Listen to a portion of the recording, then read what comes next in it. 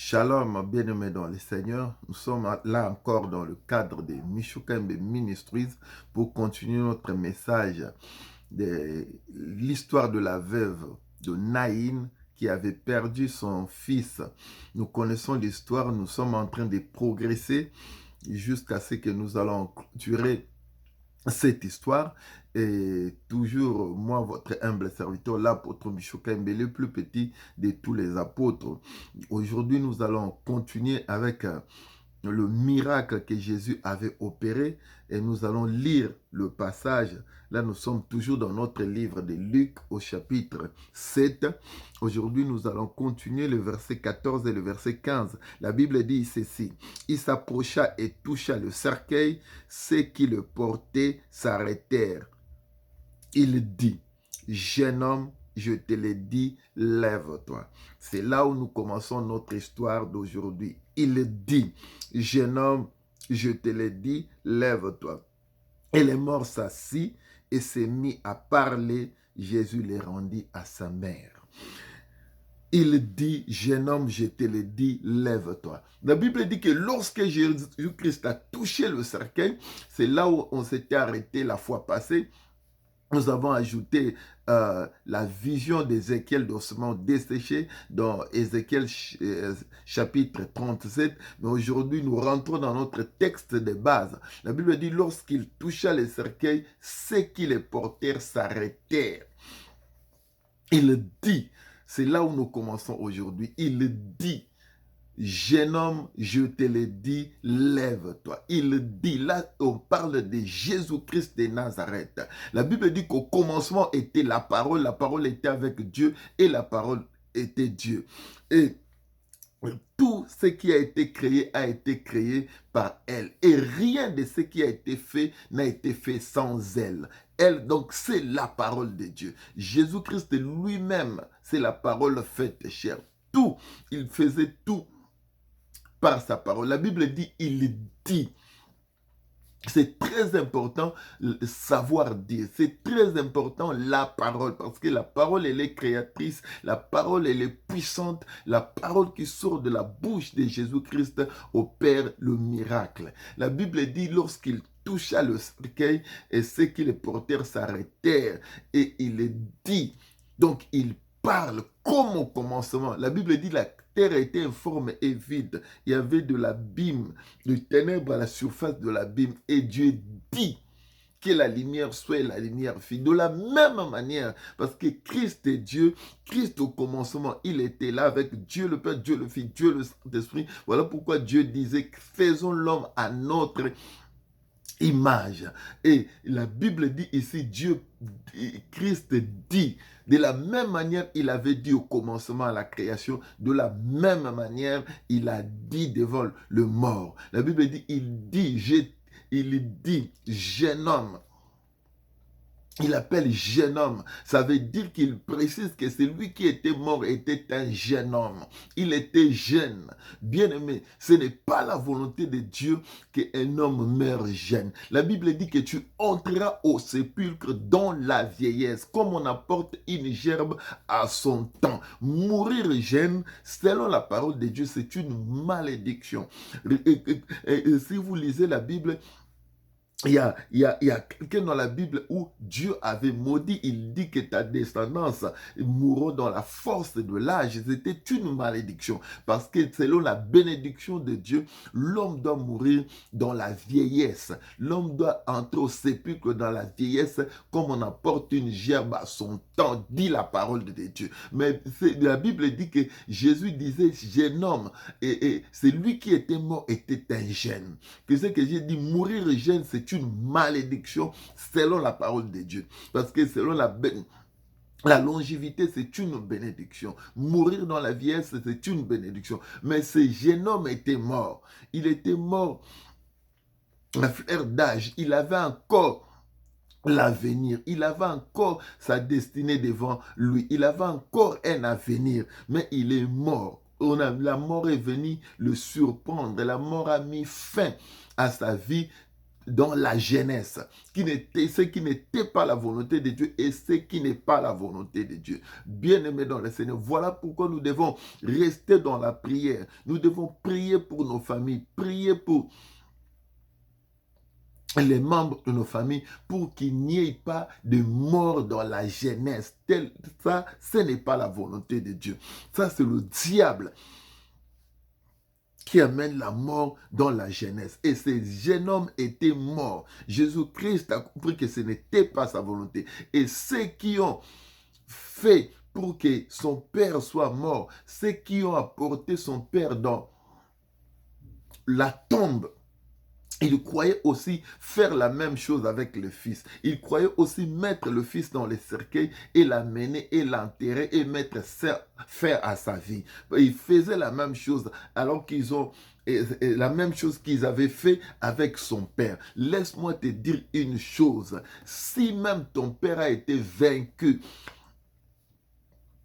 toi, tu ne seras pas vaincu par la même personne. Si on a fait du mal à ton père, on ne te fera pas du mal. Si on a fait du mal à ta mère, ces mal-là n'arrivera pas à toi. Ils pensaient ils vont rééditer l'exploit selon et ce qu'ils ont fait avec le père de cet enfant, de ces jeunes hommes, ils le feront aussi avec lui. Mais ils ne savaient pas que ces jeunes hommes-là n'étaient pas son père. Ils ne savaient pas que ces jeunes hommes-là avait rencontré Jésus sur son chemin. Si peut-être ton père n'avait pas rencontré Jésus-Christ sur son chemin, voilà pourquoi on l'a amené au sépulcre très tôt. Cela ne t'arrivera pas. Et les gens qui apportaient cet enfant croyaient faire la même chose qu'ils avaient fait avec son père. Mais ils n'ont pas réussi parce que ces jeunes hommes avaient rencontré Jésus-Christ de Nazareth sur son chemin. Bien-aimé, laisse-moi te dire une chose.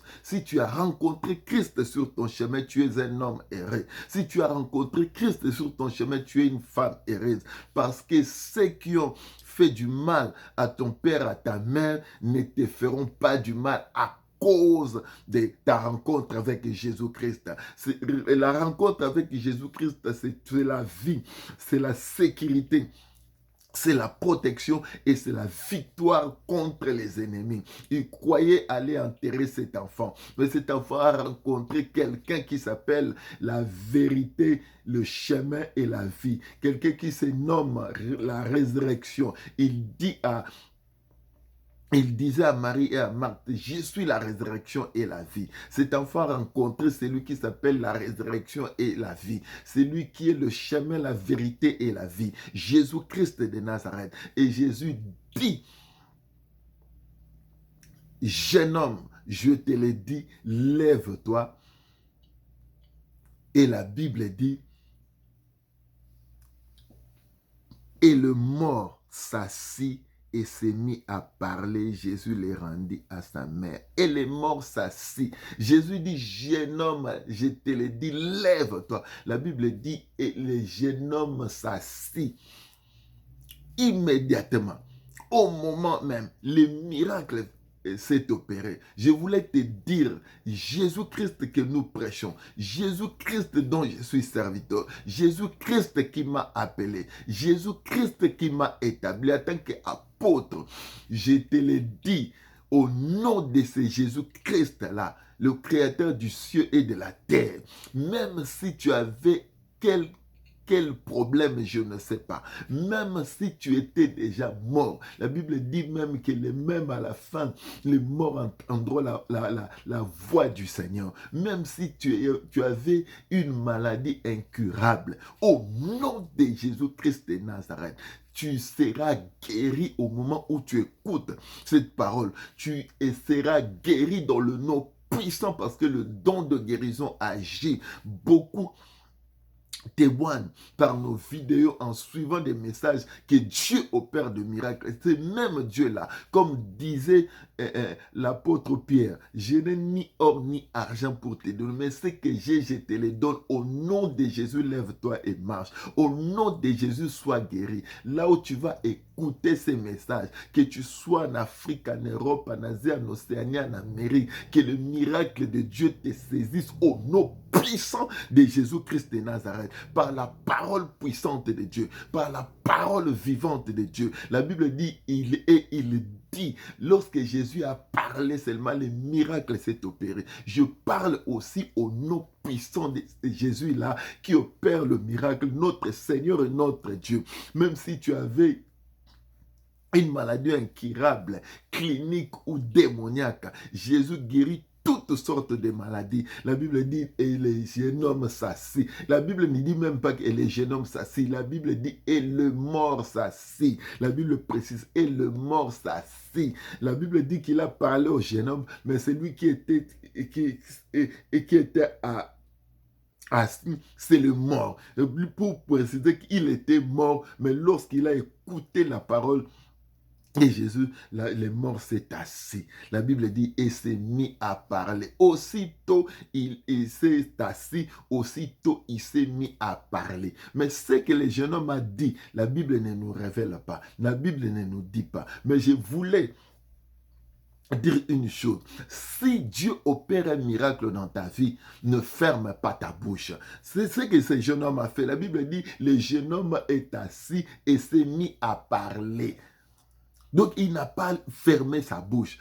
Quand Jésus, ou si Jésus fait le miracle dans ta vie, tu ne dois pas fermer ta bouche. Tu dois parler. C'est très important. Beaucoup de gens ne reçoivent pas la bénédiction de Dieu parce que ce que Jésus déjà a fait dans leur vie, ils ne le disent pas, ils ne le témoignent pas, ils ne le publient pas. Alors que la Bible nous recommande de témoigner, de publier les hauts faits de Dieu. Et c'est ainsi, c'est cette attitude-là pousse Dieu à continuer à faire des choses dans nos vies parce que nous ouvrons nos bouches pour parler de Jésus, pour parler de ce qu'il a fait dans notre vie, pour dire aux gens ce que Jésus a fait et c'est recommandé de témoigner, de publier les hauts faits de Dieu, de dire les hauts faits de Dieu. La Bible dit que ce jeune homme est assis et s'est mis à parler. Il n'a pas fermé la bouche après le miracle, il a commencer à parler. Tu dois parler, tu dois témoigner. Savoir parler dans la dimension spirituelle est très important parce que la vie et la mort sont au pouvoir de la langue. Ce que l'homme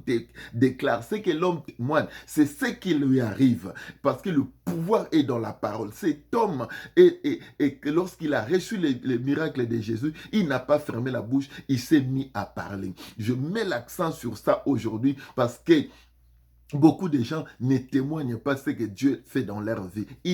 Ne pas témoigner, c'est aussi une attitude d'ingratitude vis-à-vis de Dieu. Ne pas témoigner ce que Dieu ou ne pas reconnaître le bienfait de Dieu, c'est aussi une attitude d'ingratitude qui empêche Dieu de continuer à agir dans nos vies. Ne pas témoigner le merveille de Dieu, le miracle de Dieu, la bénédiction de Dieu, ne pas reconnaître que Dieu fait quelque chose dans ta vie, c'est aussi une façon d'ingratitude vis-à-vis de Dieu et qui bloque la bénédiction dans la vie de plusieurs. Mais ce jeune homme a ouvert sa bouche après le miracle. La Bible dit il s'est assis. La première chose, il a ouvert sa bouche. Il a commencé à parler. Il a commencé à témoigner. Il a commencé à louer Dieu. Il a commencé à rendre des actions de grâce. Il a commencé à dire ce que Dieu a fait dans sa vie parce que c'est ça la bonne attitude de quelqu'un qui a reçu le miracle de Dieu. Rappelez-vous encore des 10 lépreux qui étaient guéris, un seul. Et Jésus-Christ les a dit, allez voir les sacrificateurs pour que vous allez témoigner. Et l'autre là, en cours de route, la Bible dit, il était guéri, il est revenu vers Jésus, il a commencé à parler, il a commencé à rendre des actions de grâce, il a commencé à témoigner. Jésus-Christ a posé la question, et les 9 autres ne sont-ils pas guéris? Beaucoup d'enfants de Dieu ont l'attitude de ces 9 là. Ils reçoivent la bénédiction de Dieu, mais ils ne les reconnaissent pas. Ils ne rendent pas des actions de grâce. Ils continuent à pleurnicher dans leur vie alors que Dieu agit, Dieu fait. Si tu veux que Dieu continue à faire dans ta vie, tu dois apprendre à témoigner, tu dois apprendre à rendre des actions de grâce, à reconnaître ce que Dieu fait.